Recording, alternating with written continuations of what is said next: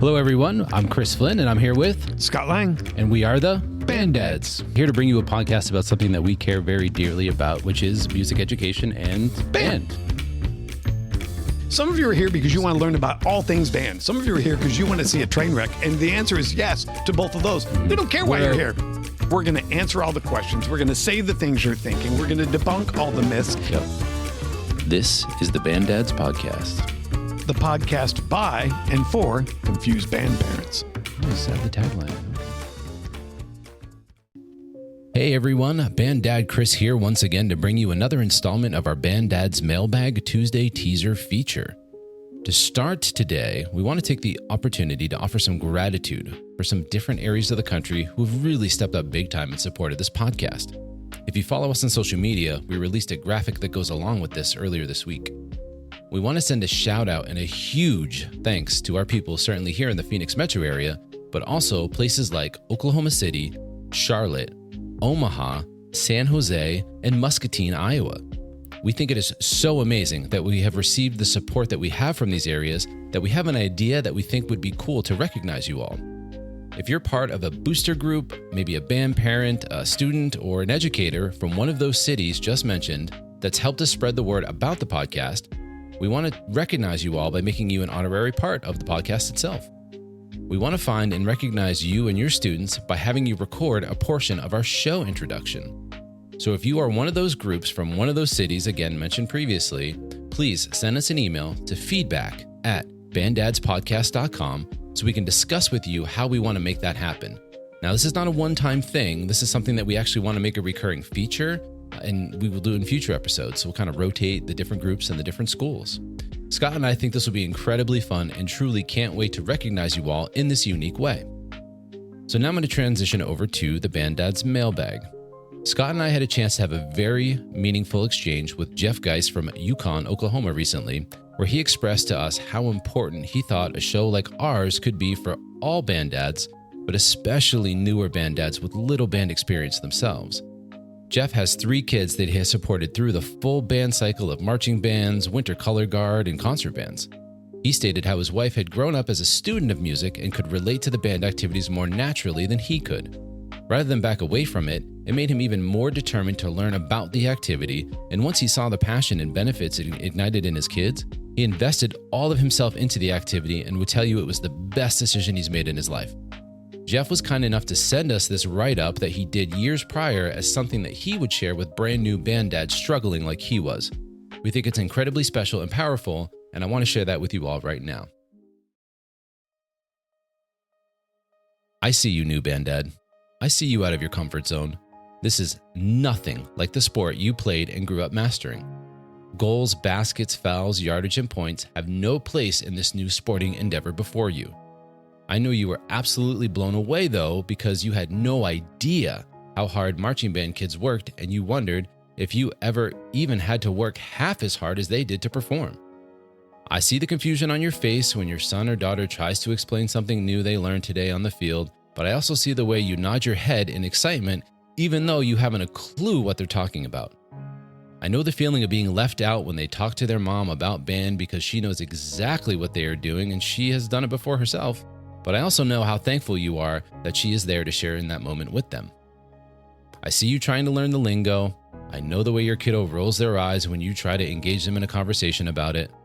I see the early mornings that you get up to take them when they are too young to drive, and when you yell, "Bye, have a great day," when they get out of the car and they mutter back, because they are tired and in a hurry and they don't want to be late. I know you dreamed of showing your kiddo the skills you knew in your sport, and now you feel useless, so you throw yourself into helping in the only way you know how, by moving props, getting up early to set up tents, running concessions, and sitting in the stands all day long to watch them perform. I know how you want to stand up and tell other people at the football game to sit down and shut up while the band performs because you know they have no idea how much time and effort these kids have put into this. I see your face when you hear someone criticizing a performance or the band and how you wish it was legal to throw a punch at people. I see the way you swell with pride when you watch them perform and you find your band kid after a performance and tell them how amazing they were and how incredible it was, only to be confused when you see them burst into tears or mumble how they messed up. I know you feel unnoticed, and it can feel easier to step back and not engage. Please don't. Be involved. Show up. Keep talking. Keep serving. Keep embarrassing your kid. You are far more valuable than you realize and far more an integral part of your kid's success than you know. You don't always see the smile on their face of the band students when you yell out, "Go band!" You might miss the hugs from your kiddo in 3 to 4 years as they tell you thank you for all you have done. You don't know the power of your arms around your child as they cry because they know they have a safe place to open up about their own disappointment. You don't know the power you have to influence another child who may not have a role model in their life yet. In you, they can see an example of someone who cares and is proud of them. Band Dad life is not for the weak. I promise you, it's so worth it. Go Band. And again, that's from Jeff Geis, aka the Yukon Guardfather from Yukon, Oklahoma.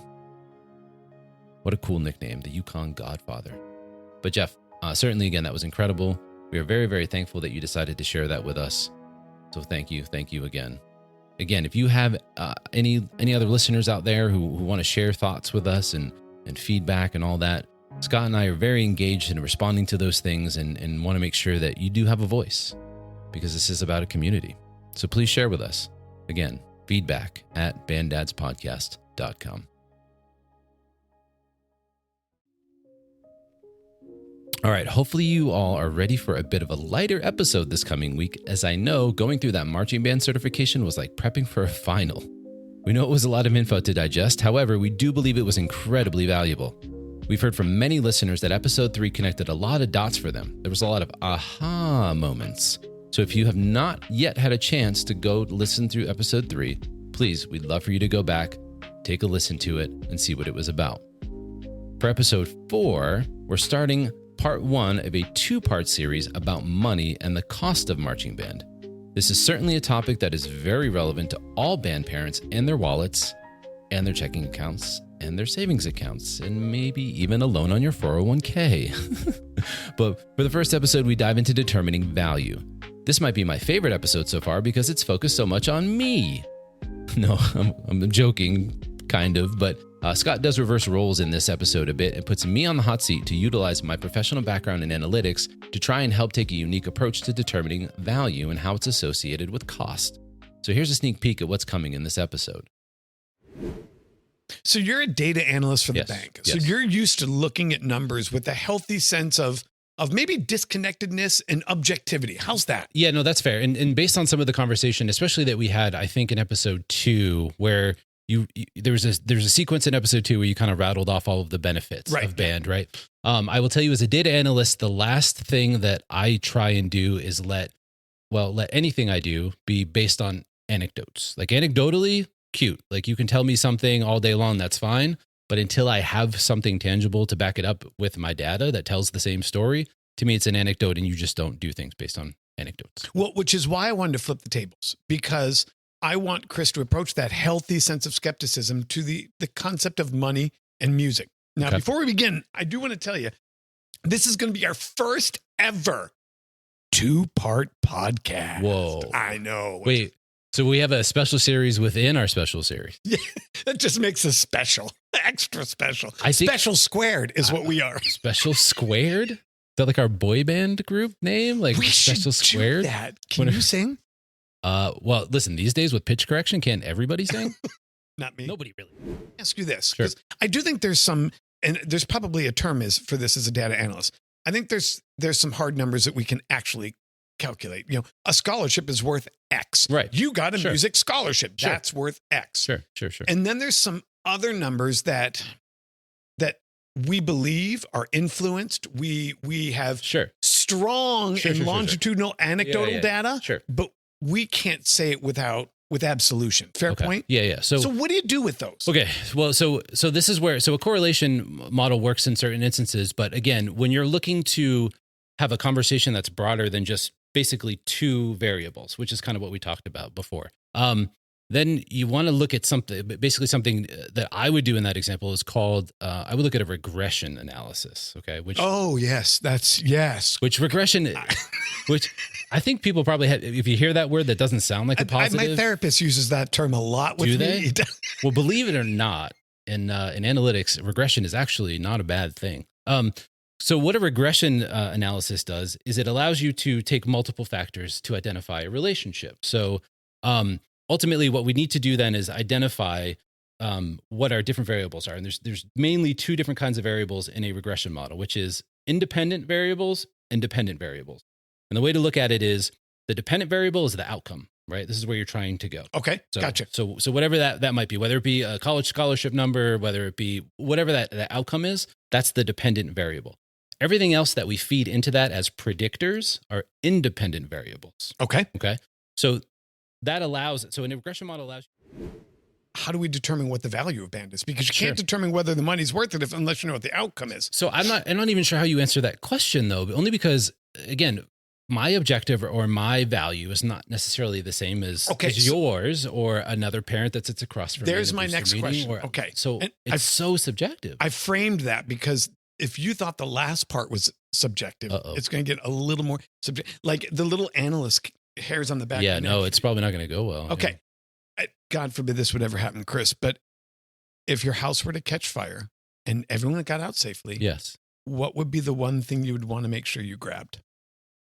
My pets. Okay. Pets and all living things, excluding plants, got out safely. You could run back in and get one thing. What would it be? Oh my goodness. Wow. I'm not sure that off the top of my head, maybe one of my SSD drives that stores all of the media stuff that I do for these kids and their memories.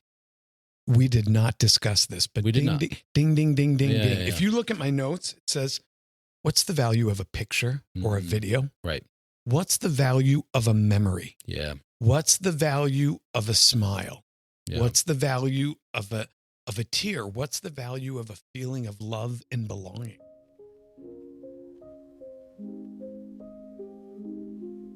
So there you go. There you have it. There's a bit of a teaser for what's coming up in our next episode. That episode will be published Monday, March 17th. So please, in the meantime, if you haven't caught up on the past episodes, go back and give them a listen. Otherwise, we look forward to putting this awesome content out for you next week. Make sure you're following us on socials. Go find us on Facebook. Go find us on Instagram. We have a YouTube channel. We have a TikTok even as well. So go follow us all those places there. And as I invited you to before, we do want to hear from you otherwise. feedback@banddadspodcast.com is the email address. Shoot us a note there. And as I talked about at the beginning of this teaser, if you're one of those areas or one of those schools that really has invested in spreading the word of the podcast, we want to hear from you. We want to make you a part of the show. So please reach out to us, send us an email, and let's connect. Thank you all so much for listening. We'll see you next week.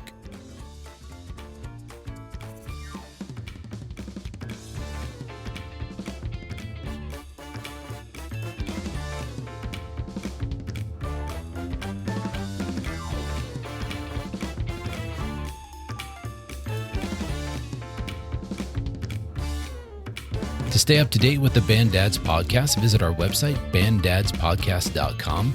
Want to communicate with the Band Dads? Send an email to feedback@banddadspodcast.com. The Band Dads podcast is a 5 Deuce Media production. For more information, visit 5deucemedia.com. That's numeral 5deucemedia.com. For more information on Scott Lang Leadership and Solutions for Music Education, visit scottlang.net.